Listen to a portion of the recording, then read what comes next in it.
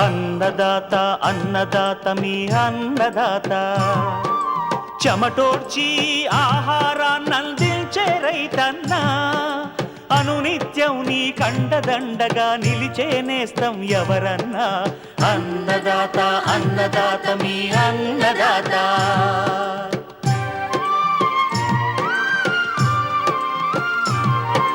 నూతన రీతుల సాగుబడికి నూరింతలు పెరిగే దిగుబడికి సూచనలిచ్చే సస్య రక్షణకు పశు పోషణకి శాస్త్ర విజ్ఞానం అందించి ముందుకు నడిపే తెలుగు రైతు భారతదేశానికి మకుటం అయ్యేలా తీర్చిదిద్దే ఆశయంతో మిమ్ము మేలు కొలిపేది అన్నదాత అన్నదాత అన్నదాత మీ అన్నదాత అన్నదాత అన్నదాత మీ అన్నదాత. అన్నదాత ప్రేక్షకులకు నమస్కారం. ఈనాటి ముఖ్యాంశాలు: రబీ వరిలో అగ్గి తెగులు నివారణ,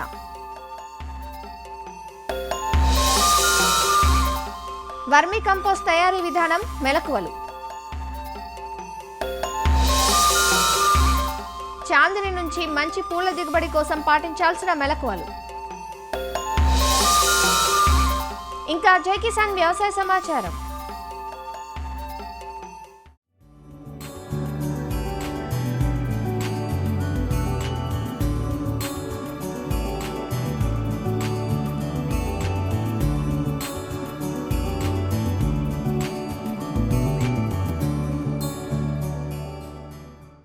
ఉభయ తెలుగు రాష్ట్రాల్లో రబీ వరి పైరు దుబ్బు దశ నుంచి పెరుగుదల దశలో ఉండగా ఉమ్మడి నెల్లూరు జిల్లాలో వేసిన పైరు మాత్రం ఈనిక దశకు దగ్గరగా ఉంది. సాధారణంగా రబీ పంటకు అగ్గి తెగులు సమస్య మామూలే. అయితే ఈ ఏడాది ఈ సమస్య మరింత ఎక్కువగా ఉన్నట్లు సమాచారం. ఈ తెగులును సకాలంలో అరికట్టలేకపోతే పొలం అంతా కాలిపోయినట్లుగా మారిపోతుంది. అందుకే దీన్ని అగ్గి తెగులు అంటారు.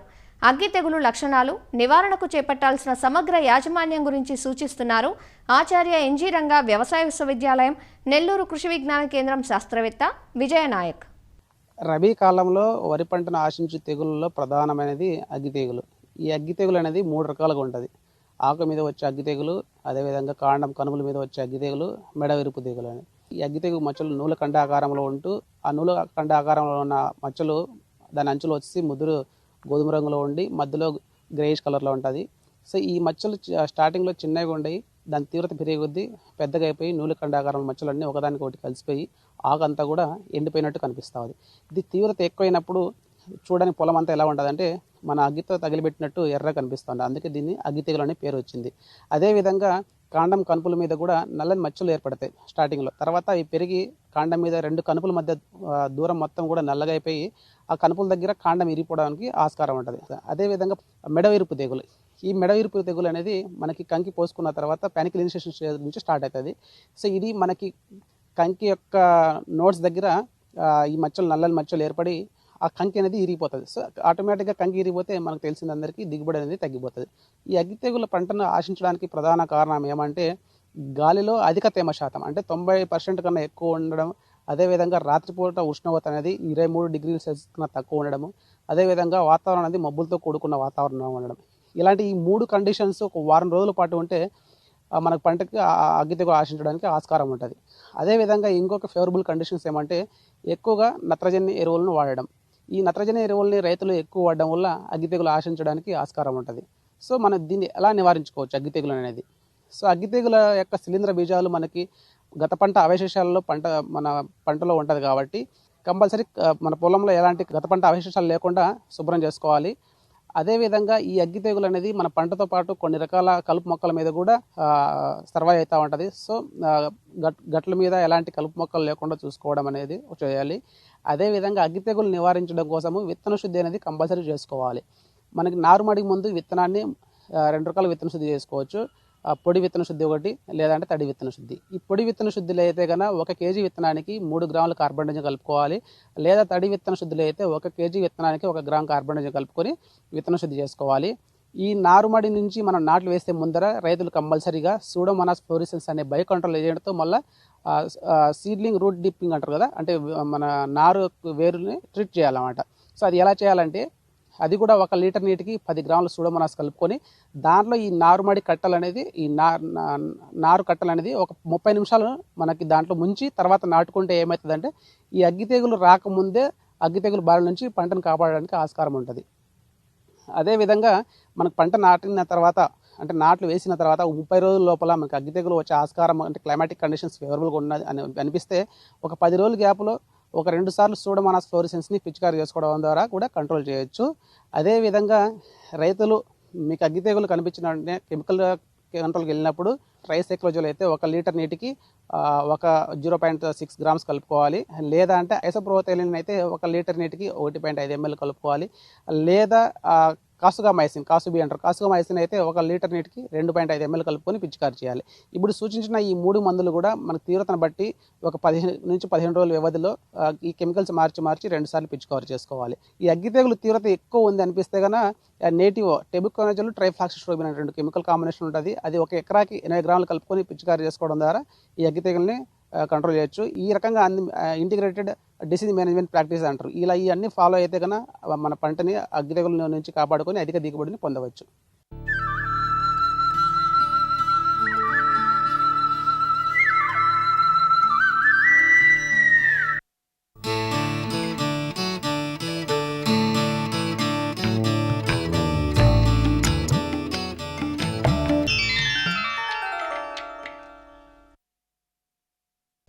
భూముల ఫలదతను పెంచడంలో ఇటీవలి కాలంలో అధిక వినియోగంలో ఉన్న సేంద్రియ ఎరువు వర్మీ కంపోస్ట్. టన్నుల కొద్దీ గుమ్మరిస్తున్న కృత్రిమ ఎరువులతో జవసత్వాలు కోల్పోయిన భూములను తిరిగి సారవంతం చేయడంలో వర్మీ కంపోస్ట్ ప్రధాన భూమిక పోషిస్తుంది. వానపాముల ఎరువునే వర్మీ కంపోస్ట్ అంటారు. వ్యవసాయ వ్యర్థాలను వానపాముల సహాయంతో కుళ్ళబెట్టి వర్మీ కంపోస్ట్ను ఉత్పత్తి చేస్తారు. వర్మీ కంపోస్టును సొంతానికి వాడుకుంటున్న రైతులు కొందరైతే ఉత్పత్తిని వాణిజ్య పంతాలో చేపట్టి లాభాలు పొందుతున్న వారు మరికొందరు. అసలు వర్మీ కంపోస్టును ఎలా తయారు చేసుకోవచ్చు, ఎలాంటి మెలకువలు పాటించాలి, వానపాములు చనిపోకుండా ఉండాలంటే తీసుకోవాల్సిన జాగ్రత్తలేమిటి తెలియజేస్తున్నారు ప్రొఫెసర్ జయశంకర్, తెలంగాణ రాష్ట్ర వ్యవసాయ విశ్వవిద్యాలయం Palem Krishi Vignana Kendram program coordinator doctor Prabhakar Reddy. ముఖ్యంగా వివిధ రకాలైన వ్యవసాయ వ్యర్థాలు మరియు పంటల అవశేషాల మీద వానపాములు వదిలినప్పుడు అవి వీటిని అంటే ఈ సేంద్రియ పదార్థాలను ఆహారంగా తీసుకొని విసర్జించే పదార్థాన్నే వర్మీ కంపోస్ట్ అంటారు. ముఖ్యంగా ఈ వర్మీ కంపోస్ట్ తయారు చేయడానికి మనకు కావాల్సిన సేంద్రియ వ్యర్థ పదార్థాలు కనుక చూసినట్లయితే వివిధ రకాలైన పంటల వ్యర్థాలు పంటల అవశేషాలను కూడా మన యొక్క వర్మీ కంపోస్ట్ తయారీకి వాడుకునే అవకాశం ఉంటుంది. దీంతోపాటు ఈ గ్రామీణ ప్రాంతాల్లో రాలిన ఆకుల్లో కానీ, గృహాల నుంచి వచ్చే వ్యర్థాలు కానీ, ఈ యొక్క కిచెన్ నుంచి వచ్చిన కూరగాయల వ్యర్థాలు కానీ, వీటితో పాటు పట్టణ ప్రాంతాల్లో వచ్చే వివిధ రకాలైన వ్యర్థాలన్నింటినీ కూడా మన యొక్క వర్మీ కంపోస్ట్ తయారీకి వాడుకోవచ్చు. దీంట్లో ముఖ్యంగా ఈ యొక్క కుళ్ళిపోని పదార్థాలైన ప్లాస్టిక్ కానీ, దాంతోపాటు పాలిథిన్, దాంతోపాటు వివిధ రకాలైన మెటాలిక్ అంటే ఇనుప ముక్కలు వీటిని మాత్రం మనం వర్మీ కంపోస్ట్ తయారీలో తీసుకోకూడదు. ఈ యొక్క వ్యర్థాల యొక్క మోతాదును బట్టి మనం ఈ యొక్క బెడ్ నిర్మాణం కానీ గుంత నిర్మాణం కానీ మనం చేసుకునే అవకాశం ఉంటుంది. ముఖ్యంగా ఈ తొట్టె నిర్మాణం ఒక 10 మీటర్ల పొడుగు అంటే మన అవసరాన్ని బట్టి మన కాడ ఉండే సేంద్రియ వ్యర్థాల యొక్క మోతాదును బట్టి 10 మీటర్ల కంటే ఎక్కువ పొడుగును కూడా మనం తీసుకునే అవకాశం ఉంటుంది. వెడల్పు ఒక మీటరు, దాంతోపాటు ఎత్తు ఒక 6 మీటర్ల వరకు తీసుకునే విధంగా ఈ యొక్క బెడ్ని నిర్మించుకోవచ్చు. దీంతోపాటు మనకు ఉండే యొక్క వ్యవసాయ వ్యర్థాల మోతాదును బట్టి మనం సమాంతరంగా 5 నుంచి 6 వరకు కూడా మనం బెడ్లు నిర్మించుకునే అవకాశం ఉంటుంది. సో దీంతో పాటు ఈ యొక్క బెడ్ల పై భాగంలో ఎండ తగలకుండా, ఈ యొక్క వానపాములకు సూర్యరశ్మి తగలకుండా ఉండే విధంగా మనం యొక్క చిన్న షెడ్డు నిర్మించుకోవాల్సిన అవసరం ఉంటుంది. అయితే మనం సాధారణంగా వరిగడ్డితో కానీ, జమ్మితో కానీ, తాటాకులతో కూడా మనం షెడ్డును తక్కువ ఖర్చుతో మనం షెడ్డు నిర్మించుకునే అవకాశం ఉంటుంది. లేదంటే పర్మనెంట్గా ఇనుప రేకులతో కూడా మనం ఈ యొక్క షెడ్డు నిర్మించుకోవచ్చు. అంటే మనం ఈ యొక్క వర్మీ కంపోస్ట్ బెడ్లోకి లేదా తొట్టెలోకి మనం వ్యర్థాలను తీసుకోవటానికి ముందే ఒక 15 నుంచి 20 రోజులకు ముందే మనం ఈ యొక్క వ్యర్థాలన్నింటినీ మన యొక్క పశువుల పేడతో కలిపి పాక్షికంగా కుళ్ళే విధంగా చేసుకోవాలి. సో ఈ విధంగా పాక్షికంగా కుళ్ళిపోయిన వ్యవసాయ వ్యర్థాలు మరియు పశువుల పేడను మనం ఈ యొక్క వర్మీ కంపోస్ట్ తొట్టెల్లోకి తీసుకోవాల్సిన అవసరం ఉంటుంది. సో ఈ విధంగా తీసుకునేటప్పుడు కింది భాగంలో వేపపిండిని వేసుకోవాల్సిన అవసరం ఉంటుంది. దానిపైన కొబ్బరి పీచు కానీ లేదంటే వరిగడ్డిని కానీ ఒక లేయర్గా మనం పరుచుకున్నట్లయితే సో చాలా వరకు కూడా ఈ వానపాములు తినే బల్లులు, తొండలను కూడా మనం నివారించుకునే అవకాశం ఉంటుంది. దీంతోపాటు చదపురుగులను కూడా మనం నివారించుకోవడానికి చుట్టూ మనం వేపపిండిని కూడా అడుగున మనం వేపపిండిని మనం వేసుకోవాల్సిన అవసరం ఉంటుంది. సో తర్వాత మనం ఈ యొక్క పాక్షికంగా కుళ్ళిపోయిన ఈ యొక్క వ్యర్థ పదార్థాలన్నింటినీ కూడా మనం తొట్టెలోకి తీసుకోవాలి. సో తీసుకున్న తర్వాత మనం మధ్యలో ఒక 2 ఇంచుల మందము పశువుల పేడ కనుక మనం తీసుకున్నట్లయితే ఈ యొక్క వ్యర్థాలు అనేది తొందరగా కుళ్ళిపోయే అవకాశం ఉంటుంది.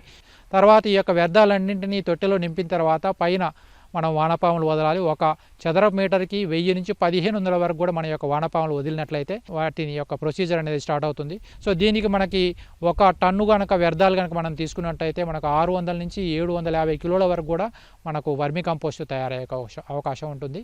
సో ఈ వర్మీ కంపోస్ట్ తయారు కావడానికి మనం తీసుకునే వ్యర్థ పదార్థాలను బట్టి 45 నుంచి 60 రోజుల వరకు సమయం పట్టే అవకాశం ఉంటుంది. 1 సంవత్సరంలో 6 నుంచి 8 సార్లు మనము ఈ యొక్క వర్మీ కంపోస్ట్ తయారయ్యే అవకాశం ఉంటుంది. కాబట్టి మన దగ్గర ఉండే వ్యర్థ పదార్థాలను బట్టి 1 టన్నుకి 600 నుంచి 700 కిలోల వరకు వర్మీ కంపోస్ట్ తయారయ్యే అవకాశం ఉంటుంది. మనం వాణిజ్యపరంగా ఈ యొక్క వర్మీ కంపోస్ట్ తయారీ కనుక చేపట్టినట్టయితే పెద్ద మొత్తంలో ఎక్కువగా తొట్టెలు నిర్మించుకొని ఎక్కువ మొత్తంలో సేంద్రియ వ్యర్థాలను మనం తీసుకున్నట్లయితే సో వాణిజ్యపరంగా ఎక్కువ మోతాదులో మన వర్మీ కంపోస్ట్ తయారు చేసుకునే అవకాశం ఉంటుంది. సో అయితే ఈ విధానంలో మనము ఈ యొక్క వర్మీ కంపోస్ట్ మనం గుంతల్లో నింపిన తర్వాత పైనుంచి మనము ఈ యొక్క గోనె సంచులను కప్పి మనం ప్రతిరోజు ఉదయం సాయంత్రం కనుక నీటిని చిలకరించినట్లయితే ఈ యొక్క వర్మీ కంపోస్ట్ ప్రక్రియ అనేది తొందరగా జరుగుతుంది. సో దీని తర్వాత మనం ఎప్పుడైతే వర్మీ కంపోస్ట్ తయారవడం పూర్తయిన తర్వాత నీటిని చల్లడం ఆపేసినట్లయితే ఈ వానపాములు అన్నిటి కూడా అడుగు భాగాన్ని చేరిపోతాయి. పైన మిగిలిపోయిన ఈ వర్మీ కంపోస్ట్ మనం జల్లెడ పట్టుకొని సో దీన్ని మనం బ్యాగ్ చేసుకోవడం ద్వారా ఈ వర్మీ కంపోస్ట్ మనం వాణిజ్యపరంగా మనం రైతులకు అమ్ముకునే అవకాశం ఉంటుంది. సో ఈ యొక్క వర్మీ కంపోస్ట్ తయారీ విధానంలో ముఖ్యంగా మనం ఉపయోగించే వానపాములన్నీ కూడా బొరియలు చేయని వానపాములు వాడాలి. ఇక్కడ ఈ వానపాములు కూడా ముఖ్యంగా యూడ్రిల్లస్ యూజినే కానీ ఐసీనియా ఫోయిటిడా పెరియానిక్స్ ఎక్స్కవేటస్ అనే 3 రకాల వానపాములు మనం ఈ యొక్క సేంద్రియ పదార్థాన్ని అధికంగా తినే వానపాములు. 90% సేంద్రియ పదార్థాన్ని తిని 10% మాత్రమే మట్టిని తినే వానపాములు ఉంటాయి. అయితే ఈ వర్మీ కంపోస్ట్లో చాలా రకాలైన ఉపయోగాలు ఉన్నాయి. దీంట్లో మనకు ప్రధాన పోషకాలైన నత్రజని, భాస్వరం, పొటాషియంతో పాటు వివిధ రకాలైన ద్వితీయ పోషకాలు, సూక్ష్మ పోషకాలు కూడా మనకి వర్మీ కంపోస్ట్లో అధికంగా ఉండడం ద్వారా మన పంటలకు వేసినప్పుడు పంటల యొక్క ఉత్పాదక శక్తి అనేది అధికంగా గమనించడం జరుగుతుంది. ప్రస్తుత బెట్ట పరిస్థితుల్లో ప్రతి పంటకు దాంతోపాటు ఉద్యాన పంటలకు కూడా ఈ వర్మీ కంపోస్ట్ వేయటం ద్వారా చాలా వరకు బెట్టను తట్టుకునే విధంగా నీటిని పట్టి ఉంచే విధంగా ఉండటం వల్ల ప్రస్తుత పరిస్థితుల్లో వర్మీ కంపోస్ట్ చాలా వరకు ఉపయోగపడుతుంది. సో సాధారణంగా అయితే ప్రతి పంటకు ఎకరాకి 10 నుంచి 15 క్వింటాల వరకు కూడా వర్మీ కంపోస్ట్ వాడుకోవాల్సిన అవసరం ఉంటుంది.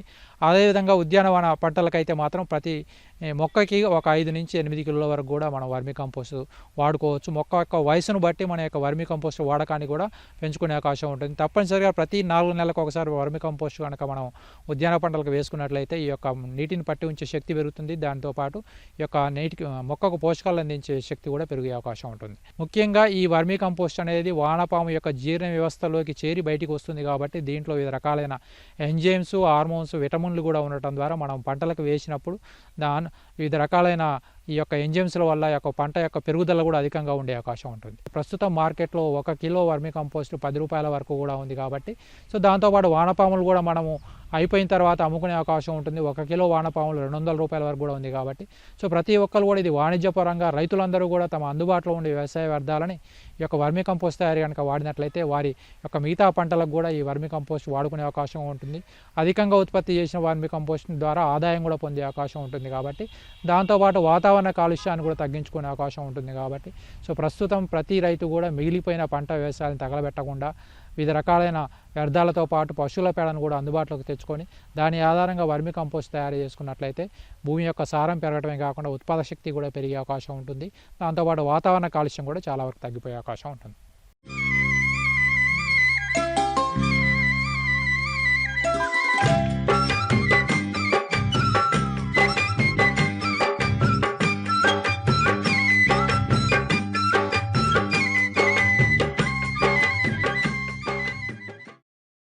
చామంతిని పోలిన అందమైన పూబాల చాందిని. చాందినిని వార్షిక చామంతిగా పిలుస్తారు. విడిపూల కోసం వాడతారు. చాందినిలో తెలుపు, పసుపు 2 రకాలు ఉన్నప్పటికీ తెలుపు రంగు పూలకు వాణిజ్యపరంగా మంచి గిరాకీ ఉంది. చామంతి పూతకాలం అయిపోయేటప్పటికీ జనవరి, ఫిబ్రవరి మాసాల నుంచి చాందిని పూలు మార్కెట్లో అందుకుంటాయి.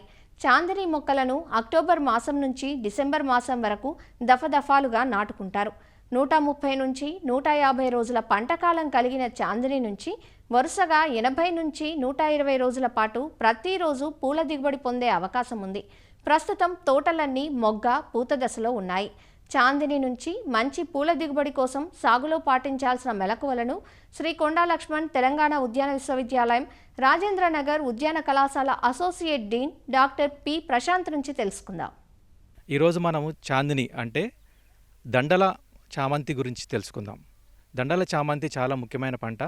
చామంతిలో ఇదొక జాతి. ముఖ్యంగా ఇది ఏకవార్షిక చామంతి పంట కాబట్టి దీన్ని సాగు చేయడం చాలా సులువుగా ఉంటుంది. కాబట్టి రైతు సోదరులు ఈ పంటను చామంతితో పాటు దీన్ని కూడా సాగు చేసుకుంటే దాంతో పాటుగా మంచి లాభాలను పొందడానికి అవకాశం ఉంటుంది. ఇది ఏకవార్షిక పంట కనుక దీని యొక్క కాలపరిమితి చాలా తక్కువగా ఉండటం వల్ల చామంతితో పోల్చుకుంటే ఇది తొందరగా పూతకు వస్తుంది. కాబట్టి దీన్ని చామంతితో పాటు కనుక సాగు చేసుకున్నట్లయితే మంచి లాభాలు ఇచ్చడానికి అవకాశం ఉంటుంది. ముఖ్యంగా దీనికి గమనించినట్లయితే ఇది చాలా గట్టి పంట కూడా, చాలా తెగులను చెడుపెడులను కూడా తట్టుకోవడానికి ఆస్కారం ఉండే పంట. ముఖ్యంగా ఈ పంటను కనుక గమనించినట్లయితే ఈ పంట మనకి 1 మీటర్ వరకు పెరుగుతుంది. దీంట్లో శాఖీయంగా కూడా ఎక్కువ కొమ్మలు ఉండటం వల్ల పూల దిగుబడి కూడా ఎక్కువగా ఉంటుంది. ఇందులో కనుక మనం రకాలను కనుక గమనించినట్లయితే తెలుపు మరియు పసుపు రంగు రకాలు ఎక్కువగా ఉన్నాయి. ఈ పసుపు రంగు రకాల కంటే తెలుపు రంగు రకాలకి మంచి గిరాకీ ఉంటుంది మార్కెట్లో. ఈ రకాలని మనం ఎన్నుకొని సాగు చేసుకోవాల్సి ఉంటుంది. ముఖ్యంగా ఈ పంటని కనుక మనం గమనించినట్లయితే ఈ పంట నులి పురుగులను కూడా తట్టుకోవడానికి ఆస్కారం ఉంది.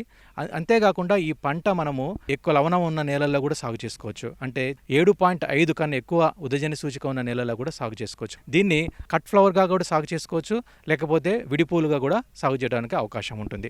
దీని వాతావరణ పరిస్థితులు కనుక మనం గమనించినట్లయితే ఇది అధిక ఉష్ణోగ్రతలని కానీ ఎక్కువ వర్షపాతాన్ని తట్టుకోలేదు. వర్షాలు ఎక్కువ ఉన్న సమయంలో దీన్ని కనుక మనం నాటుకున్నట్లయితే పూలు వర్షాలకి వడలిపోవడం జరుగుతుంది. పూల యొక్క నాణ్యత బాగా తగ్గిపోతుంది. అంతేకాకుండా అధిక ఉష్ణోగ్రతలు అంటే 35 కన్నా ఎక్కువ డిగ్రీల సెంటీగ్రేడ్ ఉష్ణోగ్రతలు ఉన్న సమయంలో కూడా దీన్ని సాగు చేయడానికి అనుకూలంగా ఉండదు. పూల నాణ్యత దిగుబడి ఎక్కువగా తగ్గిపోతుంది. కాబట్టి దీన్ని కనుక సాగు చేయడానికి మనకి మినిమం ఉష్ణోగ్రతలు 16 డిగ్రీల సెంటీగ్రేడ్, మ్యాక్సిమం ఉష్ణోగ్రతలు 30 నుంచి 35 డిగ్రీల సెంటీగ్రేడ్ ఉన్న సమయంలోనే దీన్ని సాగు చేసుకోవడానికి అనుకూలంగా ఉంటుంది. అంతేకాకుండా దీని నేలలు కనుక గమనించినట్లయితే ఇది ఎర్ర గరప నేలలు, సారవంతమైన ఎక్కువ సేంద్రియ పదార్థం ఉన్న నేలలు, అంతేకాకుండా మురుగునీరు ఇంకిపోయే ఎక్కువ నేలల్లో సాగు చేయడానికి అనుకూలంగా ఉంటుంది. ఎందుకంటే చామంతిలో వేరు వ్యవస్థ పైన ఉండటం వల్ల దీని పీచు వేర్లు పైన ఎక్కువ విస్తరిస్తాయి కనుక దీనిలో మురుగునీరు వ్యవస్థ అంటే డ్రైనేజ్ ప్రాపర్గా ఉన్న నేలలోనే సాగు చేసుకున్నట్లయితే వేరుకుళ్ళు రాకుండా ఉంటుంది. కాబట్టి అలాంటి నేలని ఎన్నుకోవాల్సి ఉంటుంది. దీని కాల పరిమితిని దీన్ని నాటుకునే సమయాన్ని కనుక గమనించినట్లయితే ముఖ్యంగా రైతు సోదరులు ఈ పంటను సెప్టెంబర్ మాసంలో కనుక విత్తుకున్నట్లయితే నారు పోసుకుని ఇది విత్తనం ద్వారా ప్రవర్ధనం చేసేది. మామూలు చామంతి అయితే మనం కొమ్మ కత్తిరింపులు కటింగ్స్ ద్వారా మనం ప్రవర్ధన చేసుకుంటాం, దాని కటింగ్లో నాటుకుంటాం. కానీ ఇది మాత్రము విత్తనం ద్వారా మనం చేసుకోవాల్సి ఉంటుంది. ఆ విత్తనం ద్వారా చేసుకోవడం కాబట్టి దీన్ని నార్మల్లో పెంచుకోవాల్సి ఉంటుంది. కాబట్టి విత్తనాన్ని మనము సెప్టెంబర్ మాసంలో కనుక విత్తుకొని నెల రోజుల తర్వాత అంటే అక్టోబర్ నవంబర్ మాసాల్లో కనుక నాటుకున్నట్లయితే దఫలవారీగా నాటుకున్నట్లయితే మనము దీన్ని పూలు మార్చి వరకు కనుక పొందడానికి అవకాశం ఉంటుంది. ఒక ఎకరానికి మనం సరిపడా విత్తనం కావాలంటే 250 నుంచి 300 గ్రాముల విత్తనం సరిపోతుంది. విత్తన శుద్ధి ఇది క్యాప్టన్ 2 గ్రాములు 1 కేజీ విత్తనానికి విత్తన శుద్ధి చేసుకొని 1 మీటర్ వెడల్పు 3 నుంచి 4 మీటర్ల పొడవులో 15 సెంటీమీటర్ల ఎత్తులో నారుమడి చేసుకోవాలి. నారుమడిలో ముఖ్యంగా 1 స్క్వేర్ మీటర్కి 4 నుంచి 5 కిలోల పశువుల ఎరువుతో పాటు 2 నుంచి 3 కిలోల వర్మీ కంపోస్టు, 2 కిలోల కోకోపీట్ ఇవన్నీ మిశ్రాన్ని కలుపుకొని నారుమడిని చేసుకున్నట్లయితే నారుమడిలో మురుగునీరు వ్యవస్థ మంచిగా ఉండి మొక్కలు దృఢంగా పెరగడానికి అవకాశం ఉంటుంది. మొక్కలు నాటుకున్న టైంలో నారుమడిలో వరుసల్లో నాటుకోవాల్సి ఉంటుంది. నాటుకున్న తర్వాతకి వారం నుంచి 10 రోజుల్లో మొక్కలు మొలకెత్తుతాయి. మొలకెత్తిన తర్వాతకి 2 వారాలకి మనం ఒకసారి 999 1 గ్రాము 1 లీటర్ కలిపి పిచికారి చేసినట్లయితే మొక్కలు దృఢంగా పెరుగుతాయి. నారుమడి పెంచుకున్న తర్వాతకి 30 నుంచి 35 రోజుల వ్యవధిలో దీన్ని ప్రధాన పొలంలో నాటుకోవాల్సి ఉంటుంది. 4 నుంచి 6 ఆకులు వచ్చిన తర్వాత ఆ వయసులో మొక్కలు నాటుకున్నట్లయితే దృఢంగా మొక్కలు పెరిగి ఏపుగా పెరిగి మనకి మంచి దిగుబడి వచ్చే అవకాశం ఉంటుంది. నేలను తయారీ విషయంలో చూసుకున్నట్లయితే 1 ఎకరానికి 8 నుంచి 10 టన్నుల పశువుల ఎరువు వేసుకోవాల్సి ఉంటుంది. అంతేకాకుండా 1 ఎకరానికి ఆఖరి దిక్కులో మనము 200 కిలోల సింగిల్ సూపర్ ఫాస్ఫేట్, 50 నుంచి 60 కిలోల మ్యూరేట్ ఆఫ్ పొటాష్ పొటాష్ వేసుకోవాల్సి ఉంటుంది. దీనితో పాటు నత్రజని ఎరువు అయిన యూరియాని కూడా మనము 50 కిలోలు ఒక ఎకరానికి కనుక వేసుకోవాల్సి ఉంటుంది. ఇలా వేసుకున్న తర్వాతకి ఆ మొక్కలను మడులు చేసుకొని ఆ తర్వాతకి మొక్కలు నాటుకోవాల్సి ఉంది. నాటుకోవడానికి మనము 30 సెంటీమీటర్లు ఇంటూ 30 సెంటీమీటర్ల దూరంలో నాటుకోవాల్సి ఉంటుంది. ఇలా మనకి ఒక ఎకరానికి సుమారు 40 నుంచి 45 వేల మొక్కలు పడతాయి. కాబట్టి ఈ విధంగా నాటుకున్నట్లయితే మొక్కలు మంచిగా పెరగడానికి, ఎక్కువ వేపుగా పెరగడానికి, మొక్కలు పెరగడానికి మరియు శాఖీయంగా ఎక్కువ కొమ్మలు రావడానికి ఈ దూరంలో నాటుకుంటే మంచి ఎక్కువ అవకాశం ఉంటుంది. కాబట్టి ఈ విధంగా మొక్కలు నాటుకోవాల్సి ఉంటుంది. నాటుకున్న తర్వాతకి 30 రోజులకి మొక్కలు పెరుగుతున్న సమయంలో 30 రోజులకి రెండో దఫాగా పైపాటుగా నత్రజని ఎరువైన యూరియాని 50 కిలోలు ఒక ఎకరానికి కనుక వేసుకున్నట్లయితే మొక్కలు బాగా శాఖీయంగా ఎక్కువ కొమ్మలతో పెరిగి ఎక్కువ దిగుబడి వచ్చే అవకాశం ఉంటుంది. అంతేకాకుండా నీటి యాజమాన్యాన్ని కనుక చూసుకున్నట్లయితే వాతావరణ పరిస్థితులను బట్టి నీరు ఇచ్చుకోవాల్సి ఉంటుంది. డ్రిప్ ద్వారా అయితే నీరు ఇచ్చినట్లయితే ప్రతి మొక్కకు 400 నుంచి 500 మిల్లీలీటర్ల నీరు ఇవ్వవలసి ఉంటుంది. అదే మామూలుగా నీరు ఇచ్చుకున్నట్లయితే ప్రతి 2 రోజులకి లేదా 3 రోజులకి వాతావరణ పరిస్థితులను బట్టి నీరు ఇచ్చుకునే అవకాశం ఉంటుంది. అంతేకాకుండా కలుపు నివారణ కనుక గమనించినట్లయితే 2 నుంచి 3 సార్లు చేతి కలుపు తీసుకోవాల్సి ఉంటుంది. ముఖ్యంగా మొక్కలు నాటిన 30 రోజులకి మొదటి కలుపు కనుక తీసుకున్నట్లయితే మొక్కలు వేర్లు బాగా పెరిగి మొక్కలు దృఢంగా పెరిగి ఎక్కువ కొమ్మలు వచ్చి ఎక్కువ దిగుబడి రావడానికి ఆస్కారం ఉంటుంది. అంతేకాకుండా దీని యొక్క పూత సమయాన్ని మనం గమనించినట్లయితే మనం విడతల వారీగా అంటే ఒకటేసారి కనుక విత్తనం పోసుకోకుండా 15 రోజుల వ్యవధిలో 3 నుంచి 4 సార్లు కనుక విత్తనాన్ని పోసుకొని 3 నుంచి 4 సార్లు కనుక ప్రధాన పొలంలో నాటుకున్నట్లయితే మనకి డిసెంబర్ మాసం నుంచి మార్చి మాసం వరకు పూలను పొందడానికి అవకాశం ఉంటుంది. కాబట్టి దీని నాటిన మనకి 50 నుంచి 60 రోజులకు పూతకు వస్తుంది. ప్రతి మొక్క నుంచి సుమారుగా 200 నుంచి 250 గ్రాముల పూలు అంటే 1/4 కిలో దిగుబడి వచ్చే అవకాశం ఉంటుంది. ఒక ఎకరానికి కనుక మనం గమనించినట్లయితే సుమారు 4.5 నుంచి 6 టన్నుల దిగుబడి వచ్చే అవకాశం ఉంటుంది. కాబట్టి రైతు సోదరులు ఇలాంటి శాస్త్రీయపరమైన అవగాహనతో కనుక ఈ పంటను సాగు చేసుకుంటే మంచి దిగుబడి పొందడానికి అవకాశం ఉంటుంది.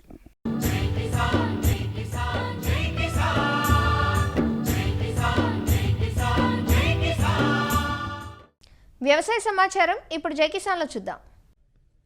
నెల్లూరు జిల్లాలో వరి రైతులు నానో యూరియా, నానో డీఏపీ వాడకంపై దృష్టి సారిస్తున్నారు. గతేడాది ఫలితాలు ఆశాజనకంగా ఉండటంతో ఈసారి కూడా వరి పంటకు వినియోగిస్తున్నారు. నానో ఎరువులతో పంట దుబ్బుకట్టు బాగుంటుందని, పిలకలు ఎక్కువగా వస్తున్నాయని రైతులు చెబుతున్నారు. బహిరంగ మార్కెట్లో యూరియా బస్తా ధర 265 రూపాయలు, డీఏపీ 1300 రూపాయలు పెట్టి కొనుగోలు చేస్తున్నామని, ఇఫ్కో వారి నానో యూరియా, నానో డీఏపీ రెండూ కలిపి 900 రూపాయలకే వస్తున్నాయని రైతులు చెబుతున్నారు. పిలకలు బాగా చేస్తా, బాగా దుబ్బు కట్టి బాగుంది సార్. ఇది మేలు సార్. బస్తాలో అంటే ఎక్కువ రేటు కదా సార్, 600 రూపాయలతో ఒక ఎకరాకి సరిపోతుంది సార్. అదైతే మామూలుగా బస్తా ఎత్తుకొచ్చి 50 కేజీలు ఎత్తుకొచ్చి రావాలా, కూలీలు రావు. దీనికైతే మామూలుగా డబ్బాలు కాబట్టి స్పేర్ చేసుకుంటే రైతుకి బాగా ఉంటాయి సార్. ఇది వాడిన దానివల్ల ఎరుపు దాలుగానే పిలకలు బాగా వస్తున్నాయి. రెండో కలిపి కొట్టాను. వేసిన 20 రోజుల కాడి నుంచి కొట్టాను. డిఏపి కట్ట అంటే 1300 అట్టుండే, ఇది 650కి వస్తుంది. నాటిన 3-4 రోజుల్లోనే తుఫాను వచ్చి అంతా పైరు పోయింది. ఎడన్నా ఒక్క కర్ర ఉండింది. సార్ వాళ్ళు వచ్చి ఇది వాడమన్నారు, స్ప్రే చేయమన్నారు. చేసిన తర్వాత ఒక 3-4 రోజుల్లో సాగరేక గుళికలు వేయమన్నారు. వేసాను. బాగా పిలకలు పెట్టి బాగా పైరు బాగా. అంతకుముందు ఒక డిఏపి, ఒక దుక్కిపిండి, ఒక యూరియా వేయాలంటే 2000 రూపాయలు అయ్యేది. ఇది యూరియా 200, డిఏపి 600, 800. అది 2000కు పైన అయ్యేది. 1200 రూపాయలు ఇంకా సేవ్ అయినట్టే కదా మాకు. ఇఫ్కో సంస్థ వారి నానో యూరియా, నానో డీఏపీ పంటలకు బాగా పనిచేస్తున్నాయని వ్యవసాయాధికారులు చెబుతున్నారు. రైతులకు ఖర్చులు కూడా సగానికి సగం తగ్గుతున్నాయని, అవకాశమున్న రైతులు నానో ఎరువులను వాడాలని సూచిస్తున్నారు. వరి పైరు మీద జనరల్ గా యూరియాకు బదులు ఈ ద్రవ రూపంలో ఉన్న నానో యూరియాని ఎక్కువగా ఉపయోగిస్తున్నారు. అదే పద్ధతిలో ఇప్పుడు మనకు నానో డిఏపి కూడా రావడం జరిగింది. దీన్ని కూడా చాలా మంది రైతులు అక్కడక్కడ వినియోగిస్తున్నారు. అందరికి కూడా మంచి ఫలితాలు వస్తున్నాయి. మా యొక్క వ్యవసాయ అధికారుల పర్యవేక్షణలో మేము చాలా మంది రైతుల చేత దీన్ని వినియోగిస్తున్నాము. కాబట్టి రైతులు కూడా ఎటువంటి సందేహం లేకుండా దీన్ని తప్పనిసరిగా వాడుకోవాల్సిందిగా నేను తెలియజేస్తున్నాను. ఈ నానో యూరియా, నానో డిఏపి చాలా చోట్ల ఎక్స్పెరిమెంట్ చేయడం జరుగుతూ ఉంది. ఏడిఏ కానీ ఏఓతో ద్వారా కలిసి డెమోస్ చేయడం జరుగుతూ ఉంది ఈ రైతు పొలాల్లో. సో దీనికి చాలా మంచి ఫలితాలు ఉన్నాయి. మేజర్గా ఏంటంటే ఖర్చులు కూడా చాలా తగ్గుతా ఉన్నాయి. పెరిగిన కూలీల సమస్య, రవాణా సమస్యలు వంటివి సాధారణ ఎరువుల వాడకానికి ప్రతిబంధకాలుగా ఉన్నాయని, అదే నానో ఎరువులతో అలాంటి సమస్యలేవీ లేవని రైతులు చెబుతున్నారు. పైగా ద్రవరూప ఎరువులతో మందు పిచికారీ సమంగా ఉండి పంట పెరుగుదలకు సహకరిస్తుందని వారంటున్నారు. మరిన్ని విభిన్న అంశాలతో రేపటి అన్నదాతలో మళ్ళీ కలుసుకుందాం. అంతవరకు సెలవు. నమస్కారం. అన్నదాతలు తమ సందేహాలు సమస్యలను 1800-425-4085 టోల్ ఫ్రీ నెంబర్లో ఉదయం 10 గంటల నుంచి 11 గంటల మధ్య పని దినాల్లో సంప్రదించగలరు. ఈ కార్యక్రమాన్ని యూట్యూబ్లో www.youtube.com/annadaata ETV లింక్ ద్వారా వీక్షించవచ్చు.